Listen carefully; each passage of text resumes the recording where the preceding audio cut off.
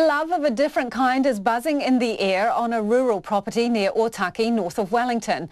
Gary Milne and Penny Kerr-Heslop left the rat race a few years ago and decided to set up life in the country. However, before we pop the corks for Gary and Penny, it's actually the buzz of bees that go on in a small office turned science lab on their lifestyle block that caught our attention. Our visual journalist Rebecca Parsons-King and reporter Jonathan Mitchell take up the story.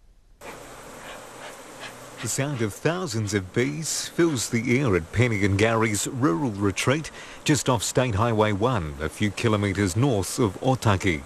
With our bee suits at the ready, Penny and Gary take us into their lab, where the real magic happens. So she's ready for the lab?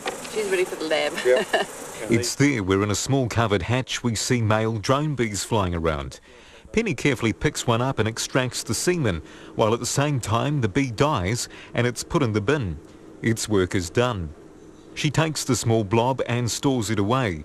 That process is repeated a few more times until there's enough to inseminate the queen. But it's got this little tiny brown bit there, and that's the semen, and then the white is what holds the semen. And that is like cement. You don't want to get that into your pipette, but that semen is what you want to extract. Now it's time for the queen to be knocked out with CO2 and inseminated with the drone sperm. The small lab fills with anticipation that the insemination goes well. It all goes to plan. The queen then goes back in her small holder and into an incubator for rest. It will be more than a week before we find out if the insemination is successful. What's your success rate like at the moment? At the moment, in terms of attrition from insemination, it's about 99%. I've lost one queen, I think, in the last 3 months. I'm getting really good at it. Yeah, I'm getting really good at it. They say it's important to produce them in a lab instead of letting nature take its course.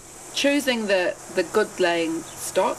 There's choosing the colour. You can make your bees look more Italian or more. Can you get this word right?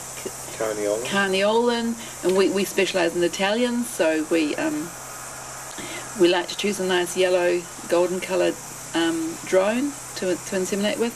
However, there's been a lot of trial and error. A friend in the States has called me the inseminatrix, just because of what I do, inseminate queens. Because I first saw you today, you're a pro at it, but... Oh, thank you. Yeah, well, it was a lot of tears and sweat and tantrums and, it's like anything you do, it's sort of, it's often much tougher than you think. Penny went to Britain and the United States to learn the process. Every time the queen sort of flinched, I would flinch and I'd say, I'm so sorry, I hope I didn't hurt you, and I'd make sure that gas was on, and I think if I'd stayed like that, I wouldn't have been able to continue to do it. I now see it more objectively as it's something I need to do. I need to do it properly. I need to make sure she does survive. I need to make sure that she doesn't get hurt, and I need to do it as well as I can. And for Gary, it's about the lifestyle. We keep bees because we love doing it. Apart from the occasional sting, bees don't really argue with you or lose their temper with you or tell you what to do. He takes us to see a brood of offspring from an earlier insemination. There's bees still waiting to come to life. So this has got baby bees in it.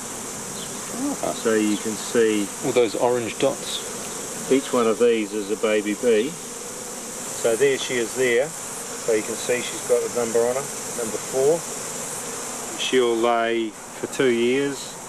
She'll be the head of a hive with 20 or 50,000 bees. In the height of the season, she'll lay 2,000 to 3,000 eggs a day, day in, day out. Now that they've had a successful run of producing their own Italian queen bees in the lab, their next step is to go commercial and sell them to other beekeepers here and overseas. We're not selling them yet. We have a large number sitting in hives at the moment, and we are going to carry them through the winter. You get grumpy hives and you get happy hives, and we don't want to have grumpy bees, and we don't want to sell queens that may have grumpy offspring. And Penny, who's a trained teacher, wants to put those skills and knowledge she's gained to good use and teach others the process in the years to come. Near Otaki for Checkpoint, called Jonathan Mitchell, Tēnā.